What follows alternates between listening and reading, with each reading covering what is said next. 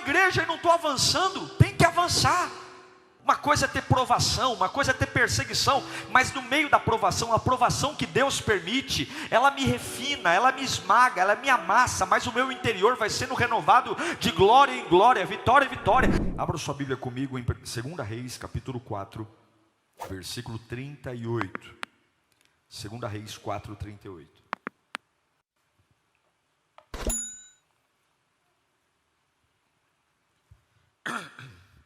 Segunda Reis 4:38. Diz assim o texto sagrado: depois Eliseu voltou a Gilgal. Nesse tempo a fome assolava a região. Quando os discípulos dos profetas estavam reunidos com ele, ordenou ao seu servo: ponham o caldeirão no fogo e faça um ensopado para esses homens. Um deles foi ao campo apanhar legumes e encontrou uma trepadeira. Apanhou alguns dos seus frutos e encheu deles o seu manto. Quando voltou, cortou-os em pedaços e colocou-os no caldeirão do ensopado.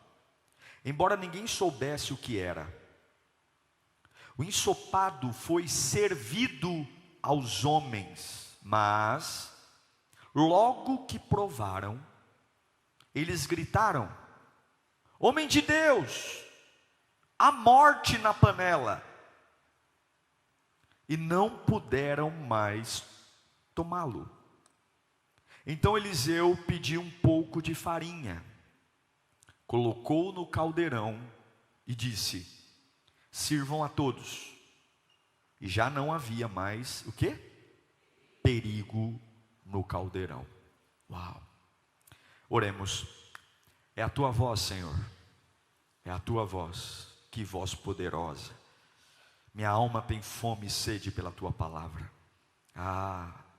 Não há nada que importa mais do que a tua palavra. Peça para Deus falar com você nesta manhã. Você precisa ouvir Deus nesta manhã. Você tem que sair daqui com a palavra no teu coração. Você tem que sair daqui estruturado, com o capacete, o capacete da salvação. Você tem que sair daqui hoje com o escudo da fé. Oh meu Deus do céu, fala conosco, Senhor. Traga o teu espírito para esse ambiente, traga a tua paz para esse ambiente, traga a tua glória para esse lugar, as casas que estão conectadas. Deus, as pessoas que estão agora assistindo esse culto, ouvindo, que sejam tocadas agora. A tua palavra liberta, transforma, restaura. Senhor, traga avivamento nesta manhã, conserto. É o que eu te peço em nome de Jesus. Amém, amém. O contexto desse versículo, desse capítulo, é fome. Fala comigo, fome. Quando você está com fome, você não fica bem. Quando você está com fome, você fica agitado, você fica irritado. Cada um reage de um jeito, mas quando eu tenho fome, eu não tenho muita paciência de conversa, né? A fome, cada um reage de um jeito, mas a fome, ela provoca em você reações para que force você a não ficar numa zona de conforto, para ir atrás de comida. Há uma fome. O capítulo 4 todo de 2 Reis já começa com uma viúva cheia de dívidas, que só tem um pouquinho de azeite, e aí o profeta manda ela ir atrás de vasilhas. Enfim, é um capítulo de fome, inquietação, um povo desesperado, procurando comida por toda parte. Pra você ter uma ideia, nessa época havia tanta estiagem, tanta fome, que uma cabeça de jumento era vendida por 80 siclos de prata. Ossos eram procurados em mercados, carcaças, uma miséria. E foi nesse tempo que o profeta Eliseu está ministrando aos seus discípulos e construindo um seminário. Interessante perceber que havia escassez na terra, mas havia abundante pão do céu no ministério de Eliseu. A sociedade estava morrendo, mas o ministério de Eliseu estava prosperando. Lembra do machado que cai na água e ele pede, ele ora para que flutue? Eliseu está expandindo, e eu quero que você entenda a primeira coisa aqui. Cuidado quando você olha para o cenário que está à sua volta e acha que você vai viver a mesma coisa. Na Bíblia de Gênesis a Apocalipse existe uma série de situações onde a sociedade sofre, mas os filhos de Deus prosperam. A sociedade passa fome, mas os filhos de Deus prosperam. É por isso que Malaquias diz: então voltareis a mim e verão a diferença do justo e do ímpio, daquele que serve e daquele que não serve a Deus. Cuidado quando você traz uma realidade que não é sua para você, porque na oração do Pai Nosso diz: venha a nós o teu reino. Eu vivo o reino, não vivo a economia do Brasil, eu vivo o reino. Então, para viver o reino, eu tenho que ter uma mentalidade de reino, e mentalidade de reino não reclama, mentalidade de reino dá graça. Entende? Mentalidade de reino não reclama, mentalidade de reino dá graça. Graças a Deus por tudo. A Bíblia diz: entrai por suas portas com ações de graça. O que é ação de graça? Obrigado, Senhor. Vendi, obrigado. Não vendi, obrigado. Comprei, obrigado. Não comprei, obrigado. Mas agora está todo mundo com fome. E chegam para Eliseu, fala: Eliseu, nós estamos aqui com seus alunos. Eliseu tinha meio que um seminário, nós estamos com fome. E aí Eliseu fala o seguinte: ó, peguem a panela, põem a panela no fogo, põem água na panela e vão atrás de alguma coisa para a gente fazer um ensopado aqui, para a gente comer. Vão atrás, vão fazer uma refeição, vamos atrás de alguma coisa. E aqui tem um problema: há uma fome generalizada, há uma necessidade. Eu preciso de alguma coisa para aliviar minha fome, eu preciso de alguma coisa para eu ter paz. E aqui tem um perigo, porque a morte espiritual começa no prato de onde nós comemos. A morte espiritual, escuta isso, a morte espiritual começa no prato que você aprendeu a comer. Necessidade todo mundo tem, problema todo mundo tem, anseio todo mundo tem, mas o prato que eu como é escolha minha. Não vem com esse papinho: pastor, eu não tive escolha, eu estava num beco sem saída, eu estava encurralado, eu tive que agir assim. Você tem fome, mas o prato que você come é responsabilidade sua. Olha o perigo. A morte na panela. Só que havia morte na panela mesmo com uma estrutura organizada. Eliseu é organizado, Eliseu era um homem sábio, e ainda assim, diante de um ambiente organizado, havia morte na panela. Havia ensino religioso, havia pregação, mas ainda assim havia morte na panela.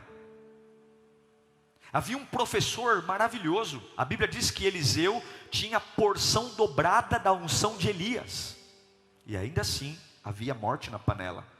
Havia comunhão, as pessoas se gostavam, todos eles eram alunos de profeta, todos eles eram discípulos, servos, voluntários, mas ainda assim havia morte na panela.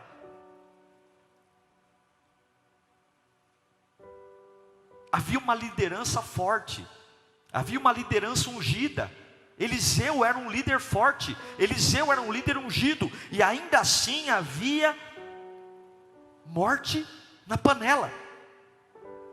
O que eu estou querendo ensinar para você? É que a morte na panela é uma realidade dolorosa na vida da igreja. A morte na panela é uma realidade dolorosa na vida de famílias cristãs que vivem uma organização, são ministrados diante de pregações, vêm a cultos, ouvem bons sermões, se submetem a lideranças religiosas, mas ainda assim, como ovelhas inquietas, famintas,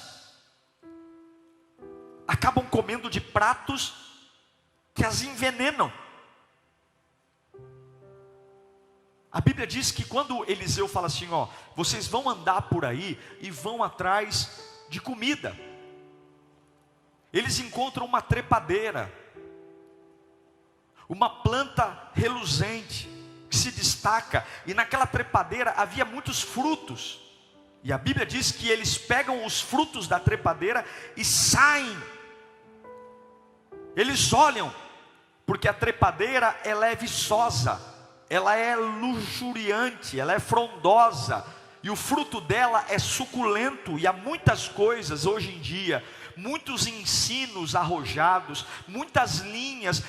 Eu escolho a pregação que mais gosto, eu escolho servir a Deus do meu jeito, coisas que não me desafiam, coisas que a gente diz assim, dá para servir a Deus de qualquer forma, porque a gente quer muito aquele fruto que mata a fome rápido e que é viçoso, é gostoso, e a gente não se importa se é bíblico, a gente não se importa se é de Deus, a gente não se importa se Deus aprova.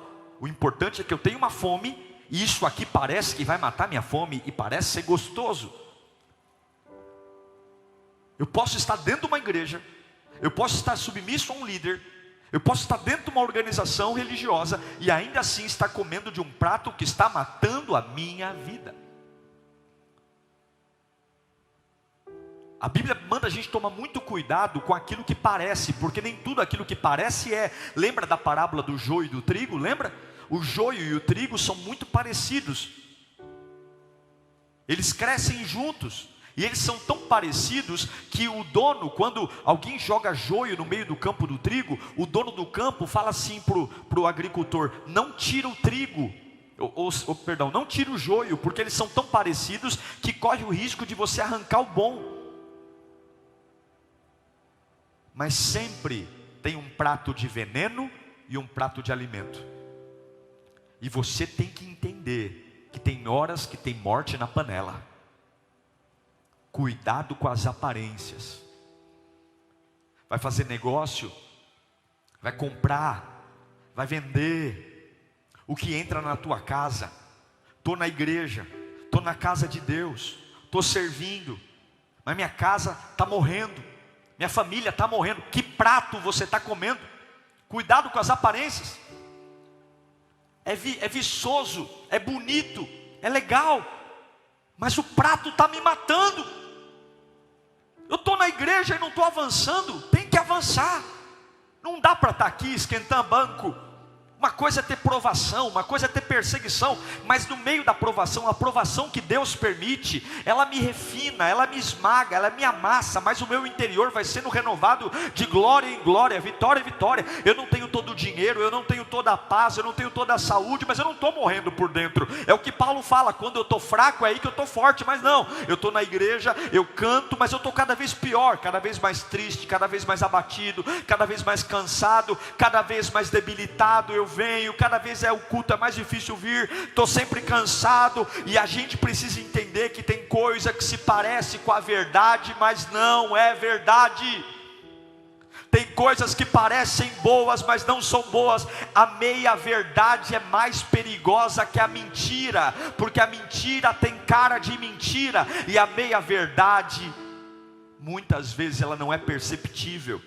Toma cuidado com seitas, testemunho de Jeová batendo na porta de casa, meia-verdade. Cuidado com o amiguinho, Mormon, meia-verdade.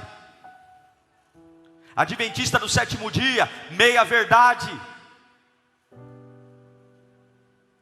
Cuidado com as meias-verdades. Tem cabelo de verdade, cara de verdade, carrega uma Bíblia, mas prega heresia, prega mentira. Cuidado com as meias-verdades que nos dão, distorcendo as verdades do cristianismo. Pastor, eu gosto da Lírio, mas eu sou adventista. Fique na adventista ou se converta aqui na Lírio. Não dá para comer coisas que me envenenam, doutrinas que o meu Cristo não ensinou. Não dá. Todos os católicos são bem-vindos aqui. Todos, mas Maria não é a mãe de Jesus. Maria é uma irmã bendita, que foi agraciada entre as mulheres, carregou o menino no ventre, ela vai morar no mesmo céu que nós, mas Maria não é uma santa. Maria é igual a nós. Se você não crê, eu respeito você, mas por favor, não venha me dizer que eu tenho que olhar para você que está adorando alguém que é igual a você e está tudo bem. Não está. Morte na panela. Cuidado, a sã doutrina, a Bíblia não pode ser poluída por heresias, eu me lembro de uma época que tinha muita coisa na igreja, unção de riso, unção de caicai, gente fazendo apelo financeiro, me dá seu carro, me dá sua casa, me dá tudo, e exageros, e pessoas movidas por exagero, quando na verdade a Bíblia é o discernimento da palavra, é nascer por dentro para viver fora. É Hebreus capítulo 5, versículo 14, mas o alimento sólido é para os adultos, os quais pelo exercício constante tornaram-se aptos para quê? Para quê? Para quê? O que quer discernir? Bate na cachola aí.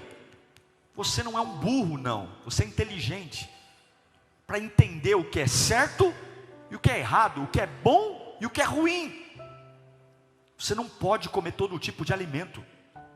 Você não pode ser uma esponja que porque tem fome vai resolvendo a sua vida com pressa. Tem ensinos fantásticos, tem coisas fantásticas, tem coisas maravilhosas que mexem com a nossa emoção, que sacode a noxa estrutura. Por que tem um monte de gente que fica rico, dizendo que ficou rico, mas mentira, vendendo curso, ensinando você a ficar rico? Eu recebo aqui no meu WhatsApp, vira e mexe uns mensagens assim: trabalhe meio período e ganhe 5 mil reais por dia.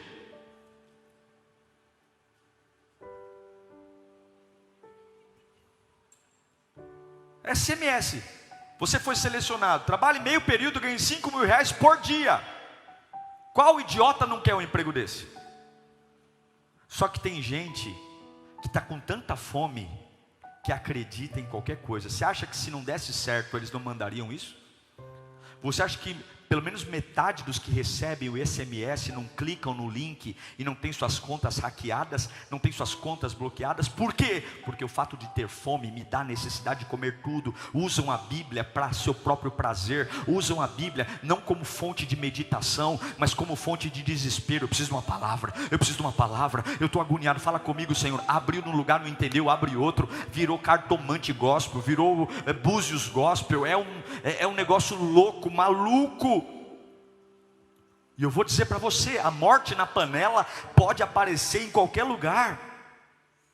Pode ser uma família forte, pode ser uma família estruturada, você pode ter um casamento sólido, comeu do prato errado, a morte chega. Pode ser uma igreja sólida. Se vocês e eu começar a comer de pratos errados, por conta das fomes que chegam, tudo isso aqui vaza, acaba. Nós temos que vigiar para ver se aquilo que temos nos servido, meus irmãos, realmente é sadio. O que eu tenho visto, ouvido, colhido, que conversa, que assunto, que pessoa, qual é o meu estilo de vida, quando eu estou com muita fome, quem eu ouço? Porque a morte na panela tem que ser identificada. Tem que ser. A gente tem que identificar a morte na panela no tempo certo. Havia veneno no ensopado. Aquela trepadeira, o fruto daquela trepadeira era veneno. Eles iam morrer.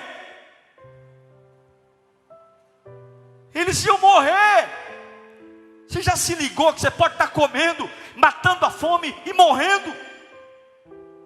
Você já se ligou que você pode estar falando, graças a Deus, aquela fome desgraçada que eu tinha foi embora, mas o preço disso é a morte. Talvez seria melhor ficar com fome, talvez seria melhor ficar sem nada, do que ter o que tem morrendo, do que comer o que está comendo morrendo.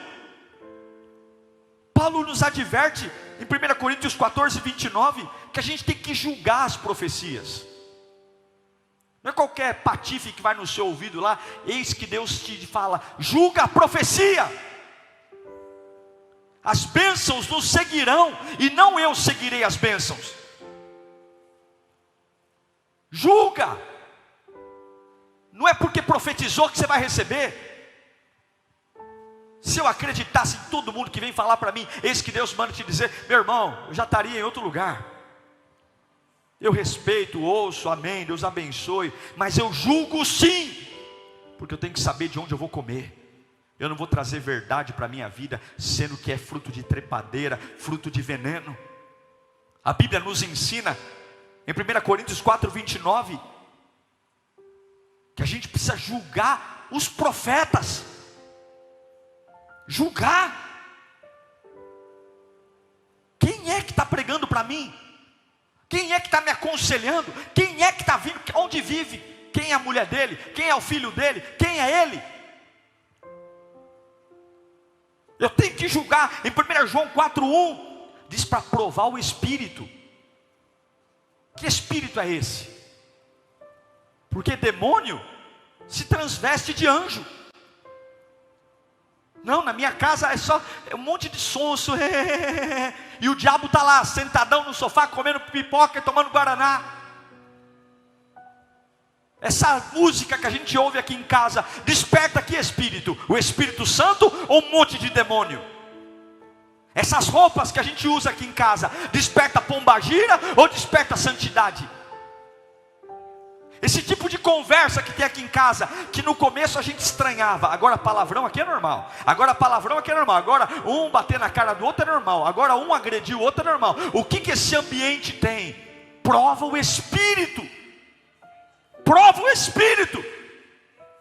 Porque onde Deus está há equilíbrio, onde Deus está há vida, onde Deus está afeto, onde Deus está amor. Não, minha casa, eu chego em casa, fico angustiado, eu vou dormir angustiado, eu acordo angustiado. Tenha certeza, Deus não está aí. Mas o que acontece? A gente come e continua comendo, e faz cara de sonso. Por quê? Porque bom ou mal, está matando a fome. Bem ou mal, eu estou conseguindo sobreviver. Ah, melhor deixar assim, um dia resolve, um dia resolve. Amados, 1 João 4:1. Põe para mim 1 João 4:1. Quero ler com você. Amados, não creiam em qualquer espírito, mas examine os espíritos para ver se eles... Porque muitos falsos profetas têm saído pelo mundo. Meu Deus. Paulo fala para Timóteo, 1 Timóteo 4:1, que pessoas seguirão doutrinas de demônio. Põe 1 Timóteo 4:1, por favor. O Espírito diz claramente que nos últimos tempos, alguns abandonarão a fé e seguirão. Não quero a Bíblia, eu quero espírito enganoso. Eu quero matar minha fome. Eu quero meu milagre urgente. E pouco importa se tem vida ou morte. Eu poderia lhe dar aqui uma série de versículos, mas escute: a morte na panela chega quando você é mais apegado à lei do que à graça. A morte na panela chega quando a gente está mais ligado na condenação do que no perdão eterno. A morte na panela chega quando a gente está mais atrás de autoajuda do que em poder de Deus, fogo de Deus, unção de Deus. A morte na panela chega quando, ao invés de falar de Cristo, eu falo de mim, minhas dores, eu canto pensando em mim, eu oro pensando em mim. A morte na panela chega quando eu esqueço da importância da salvação e vivo atrás de boleto, de conta, tentando equilibrar tudo nos pratinhos. A morte na panela chega quando eu começo a ficar contrário e seletivo ao que Deus fala para mim. Eu não quero crer mais em tudo, eu não quero confiar mais em tudo. Não, eu quero aquilo que me convém. Eu não quero obedecer.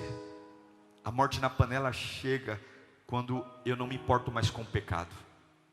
Quando servir a Deus é em pecado, servir a Deus mais ou menos, desde que eu tenha cabelo de crente, Bíblia de crente, roupa de crente, sapato de crente, camiseta de crente. A morte na panela chega quando eu estou mais atrás de uma bênção do que da vida com Deus. É quando eu faço barganha com Deus. Se o Senhor me der, eu te sirvo. Se o Senhor abrir essa porta de emprego, eu te dou meu salário. Se o Senhor curar meu filho, eu te servirei. Desde quando Deus me deve alguma coisa? Desde quando eu preciso fazer isso? Agora, escute. Esses homens não morreram. Fala comigo, eles não morreram. Por quê? Porque quando eles colocaram a colher na boca,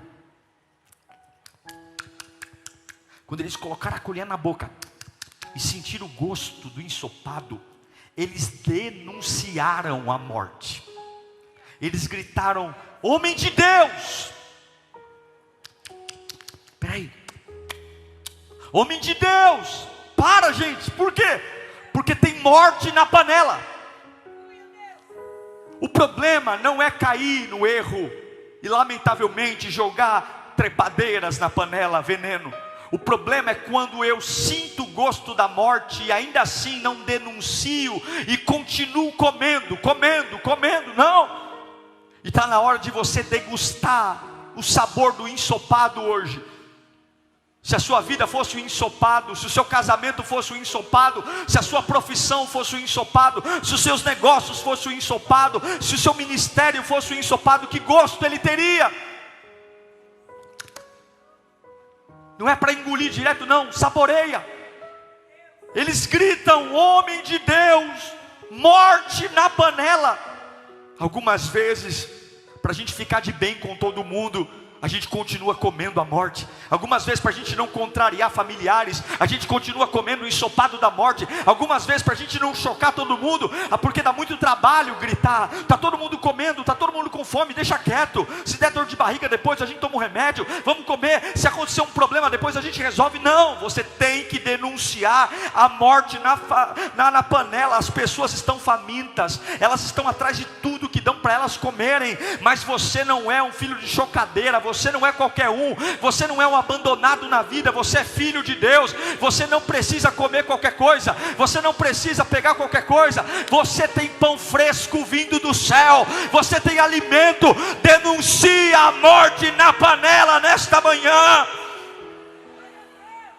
Pode ser viçoso, pode ser saboroso, pode ser atraente. Tem muitos ensinos que nos fazem ficar ali, ó. Ai, agora eu vou ficar rico. Ah, agora eu vou ganhar dinheiro. É bíblico? É bíblico? Agora eu estou com uma estratégia para minha empresa. É bíblica? Agora eu vou ganhar dinheiro. A que preço? Agora eu vou namorar. É bíblico? Agora eu vou casar. Está na Bíblia? Ou só porque você está com carência? Ou só porque você está necessitado?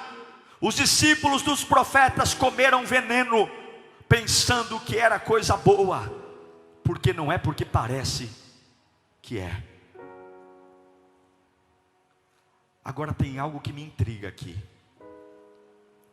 Por que eles foram buscar uma trepadeira na floresta, se eles tinham farinha? Lembra que Eliseu falou para eles: peguem a farinha e joguem na panela? Por que eles foram buscar a trepadeira? Por que eles foram atrás se eles tinham farinha? Por que não fizeram ensopado direto com a farinha? O que a panela representa, gente? Ela representa você. O problema é que se tem morte na panela e eu não denuncio, se eu não grito por socorro, se eu não cuspo, se eu não vomito, se eu não enfio o dedo na garganta para sair, eu morro. Mas aí Eliseu fala: peguem a farinha. Porque no mundo é assim: se eu jogar sujeira no seu prato de comida, você joga todo o prato fora, não é assim?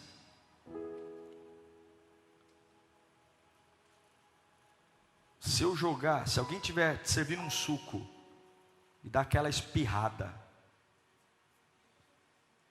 perto do seu suco, sai aquele ET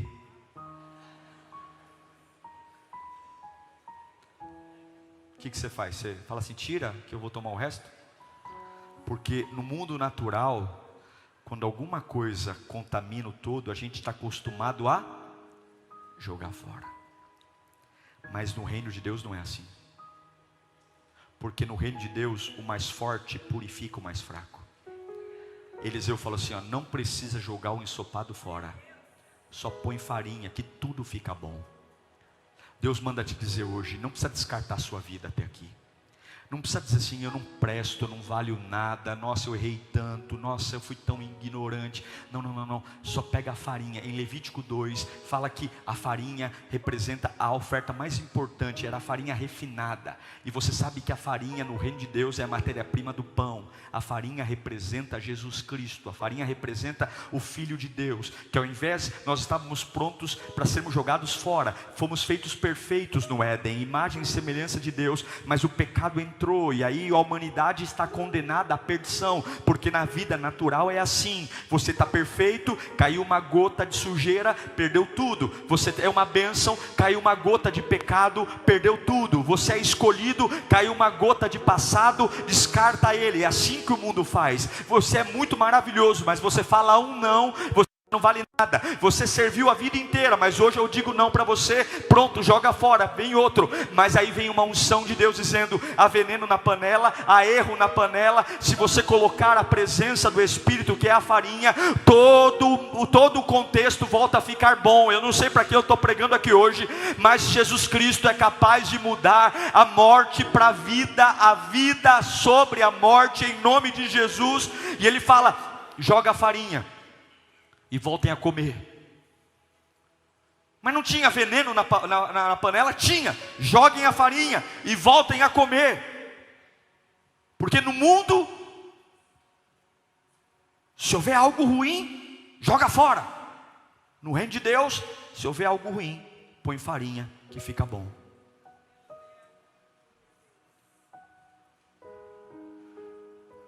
Nós somos abençoados e não estamos debaixo da maldição do mundo, estamos debaixo do poder de Deus. Jesus pode limpar essa impureza hoje. Jesus pode. Agora, por que eles não usaram a farinha? E aqui eu concluo. Por que, se tinha farinha? Quem está comigo aí? Porque tem hora que a gente quer comer uma coisa diferente. Cuidado com a sua necessidade pelo diferente. Estou enjoado. Estou cansado das mesmas coisas. Cuidado quando você fala assim, eu quero coisa nova o tempo todo. Porque nem toda coisa nova te supre. Cuidado. Eles estavam cansados da comida que tinham. Estou enjoado desse casamento, estou enjoado desse trabalho, estou enjoado dessa igreja, estou enjoado das pregações do pastor, estou enjoado de servir. Olha, eu preciso de um tempo para respirar. Aí você vai encontrar uma trepadeira no caminho com fruto maravilhoso, achando que é uma videira, achando que é algo lindo, e vai morrer. Cuidado, porque o diabo sempre vai oferecer uma comida suculenta ao longo do caminho. Mas Deus manda dizer, a morte na panela tem que ser removida. Fala para o seu irmão, a morte na panela tem que ser removida. Põe para mim Levíticos 2:1. Quando alguém trouxer uma oferta de cereal ao Senhor, terá que ser da melhor farinha. E depois que você põe a farinha, você derrama o óleo. Essa farinha, ela é completamente pura, macia. Não há nada grosseiro nela. Não há nada irregular. Assim como não há nada grosseiro em Jesus. Assim como não há nada irregular em Jesus. Nenhuma característica de Jesus machuca, incomoda, mas confronta. Jesus é a farinha fina. Jesus, a entrega a Jesus é a chance que você tem, porque você joga a farinha e diz Levítico 2:1, o óleo vem depois. Você põe Jesus e o óleo vem. Eu digo para você, você não precisa descartar a sua vida hoje. Você não precisa se punir, dizer, nossa pastor, o senhor está pregando aí e realmente eu fiz um monte de bobagem. Realmente eu fui buscar comida onde não devia, eu fui ouvir quem eu não devia, eu perdi meu tempo, e realmente hoje eu estou dizendo que estou cada dia mais cansado, debilitado, estressado, nervoso, porque realmente nessa minha fome, nessa minha urgência, nessa minha pressa, eu me perdi, e fui pegando qualquer fruto que eu vinha pelo caminho, e hoje o meu prato, a minha panela está com morte, está com morte. Isso não significa que acabou, porque se você pôr a farinha que gera o pão, a farinha que não faz mal, a farinha nas pregações que você ouve, a farinha nas conversas que você tem, a farinha na forma como você trabalha, a farinha na forma como você lida com o seu casamento, a farinha na forma como você lida com os seus empregados e funcionários, a farinha como você lida com os seus superiores, a farinha quando você serve, a farinha quando você canta. Se você pôr farinha, acostumar pôr farinha na panela, quando você coloca Jesus no meio da sua vida, o que era veneno se purifica, o que era veneno vira vitamina. Quando você põe farinha nas suas conversas, aquelas conversas que matavam todo mundo, faziam todo mundo chorar, gera edificação, gera aconselhamento. Quando você põe Jesus no seu diálogo, você não sabe lidar com dinheiro, mas quando você põe Jesus nos negócios, você aprende a ser justo, você aprende a honrar seus compromissos, você aprende a ser leal e fiel. Quando você põe Jesus nos seus negócios, a maldição vai embora, a mesquinharia vai embora, a impureza se compromete com você na panela da morte, mas agora não. Jesus é o único e maior que pode arrancar a impureza. Quando você se torna impuro, só Jesus nos torna puros. Eu quero Jesus, eu quero essa farinha. Põe a farinha no caldeirão e voltem a comer, porque você não vai ser descartado, diz o Senhor. Você fala: pastor, eu estou perto de perder tudo. Se você pôr Jesus, você não vai perder tudo, porque Jesus, ele transforma o veneno em antídoto. Jesus transforma o que ia matar em vida. Ele faz isso. É por isso que nós não servimos a homens, servimos a Deus. É por isso que o que mexe na nossa cabeça não é da terra, é do céu. Porque o que é da terra é assim: joga fora, descarta, vai buscar outro. Jesus diz: não, só pôr farinha que eu restauro esse casamento doente, só pôr farinha que eu restauro essa empresa prestes a quebrar, só pôr farinha, põe farinha. Mas pastor, eu já venho à igreja. Não se trata de vir à igreja, pelo amor de Deus. Lembra, eles eram alunos de Eliseu, eles vinham à igreja, eles eram liderados por Eliseu. Não tem nada a ver com essa carcaça aqui, gente. Você não é abençoado porque vem à igreja, tira isso da sua cabeça. É Jesus, é amanhã de manhã, é terça-feira de manhã, é quando eu estou sozinho, é quando eu estou com fome, e é um monte de comida à minha disposição, e eu digo: não, eu quero a farinha, eu quero farinha. A farinha, ela não é tão suculenta como o fruto da trepadeira, mas ela tem vida, e ela me sustentou até aqui, ela vai continuar me sustentando. Você não chegou aqui por sorte, você chegou aqui porque Ebenezer, até aqui o Senhor te sustentou. Eu quero declarar, levanta sua mão para cá, que a tua farinha está descendo aqui hoje. Toda a morte que estava sobre o seu casamento, sobre suas finanças, sobre a relação com seus filhos, se você pôr farinha hoje, não precisa jogar fora, não precisa descartar, não precisa abandonar, não precisa. Se você pôr farinha, e a farinha está aqui, a farinha é o pão da vida, Jesus. A morte acaba hoje, Deus vai começar a dar vida. O mesmo lugar que te angustiava vai te trazer vida, o mesmo lugar que te torturava vai te trazer paz. A mesma panela que disse: eu vou arrebentar você, é a mesma panela que vai te dar nutrientes, vai te dar sustento. Não precisa jogar tudo para o alto, não, é só ajustar o que você põe na panela. Levanta suas mãos. Eis que o Senhor te enche de farinha hoje. Eis que a glória de Deus vai até você agora. Eu consigo ver pessoas que entraram aqui amarguradas, voltando para casa hoje com um sorriso, e vai dizer: eu vou trabalhar no mesmo lugar, eu vou trabalhar na mesma casa, eu vou lidar com as mesmas pessoas, mas eu estou cheio de farinha, eu estou cheio de farinha, eu estou cheio de farinha, eu estou cheio de farinha, eu estou cheio da presença, eu estou cheio de Jesus. Eu vou cantar sobre Ele, eu vou pregar sobre Ele. Curva a sua cabeça. Pai, eu oro por esse povo. Toda morte na panela hoje cai por terra. Toda morte na panela cai por terra. Nós denunciamos toda morte na panela.